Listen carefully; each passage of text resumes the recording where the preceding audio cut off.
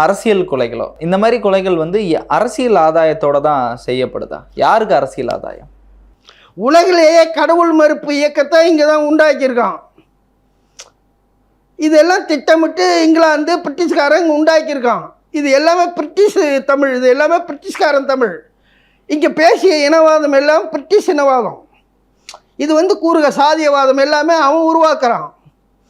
சாதிக்கு வந்து பாடத்திட்டத்தில் வந்து நாட்டினுடைய நீதியோ வாழ்வியல் தர்மத்தையோ சொல்லிக் கொடுக்கறது போல அதை மக்கள் எல்லாம் ஒன்றா வாழணுன்றது சொல்லிக் கொடுக்கறது போதெல்லாம் எதுக்கு வந்து நீ இந்த பரம்பரை அந்த பரம்பரை எதுக்கு சொல்கிறான்? சார், இப்போ ரேஷன் கடையில் வந்து இப்போ சாதி சொல்லியா வந்து பொருள் சர்க்கரை எண்ணெய் வாங்குகிறோம். வருமானத்தின் அடிப்படையில் எண்ணெய் கொடுக்குறான், அரிசி பருப்பு புளி கொடுக்குறான்.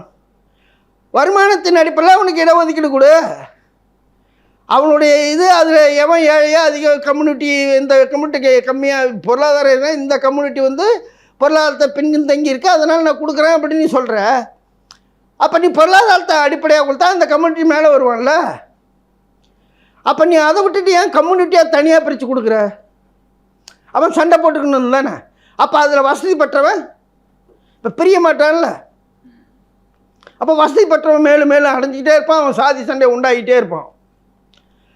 அப்போ அவன் என்ன பண்ணுறான், இன்னொரு இடத்துக்கு ஒரு 4 வருஷம் 5 வருஷம் தன் பாரம்பரியத்தை பற்றி பேசுவான். இன்னொரு ஊருக்கு வேலைக்கு பண்ணால் என்ன கம்யூனிட்டின்னு கேட்க முடியாதுல்ல.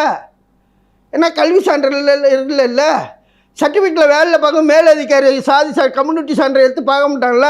அவன் திறமை என்னன்னு தானே பார்ப்பான். ஒரு அரசு அலுவலகத்தில் இவர் என்ன கம்யூனிட்டி பார்த்து அதுக்கு தகுந்த மாதிரி அதிகாரி நடந்துக்கிறான்னு சொல்கிறான். இங்கே கம்யூனிட்டி சர்டிஃபிகேட்டில் பார்க்க முடியாதுல்ல. இப்போ சாதி ஒழியில் ஏன் அதை மாற்றக்கூடாதுன்னு சொல்கிறான்? அப்போ சாதி அடிப்படையில் இடஒதுக்கீடு கொடுக்கணுன்றான். அரசு ஏன் அதை வந்து அதை பண்ணுறான்? சாதி ஒழிக்கு அடிப்படையில் இடஒதுக்கீடு கொடுக்கணுன்னு ஏன் சொல்கிறான்? அப்போ என்னென்னா இவன் சண்டை போட்டுக்கணும். அப்புறம் அவனுக்கு சாதி வரலாறையும் எழுதி கொடுக்குறான். இந்த பரம்பரை இப்படின்னு அதையும் எழுதி கொடுக்குறான். ஒரு அரசு எதுக்கு சாதி வரலாறு எழுதுறான்? அவன் சமூக நீதியை தானே சொல்லிக் கொடுக்கணும். ஏன் சாதி வரலாறு? அப்போ இது எல்லாம் யார் பண்ணுறான்னா இந்த அரசு பண்ண. இந்த அரசு யாருடைய அரசு? தமிழ் ஆட்சி அமைக்கணும், எல்லா சாதியும் அரவணைக்கணும். தமிழை வந்து தமிழ் அறத்தை வளர்க்கணும்னு வரணும். மாறா அவன் சாதி பெருமை கொண்டு போகணும்னு நினச்சான்னா அது அவன் ஒன்றும் கொடுக்க முடியாது உலகத்துக்கு.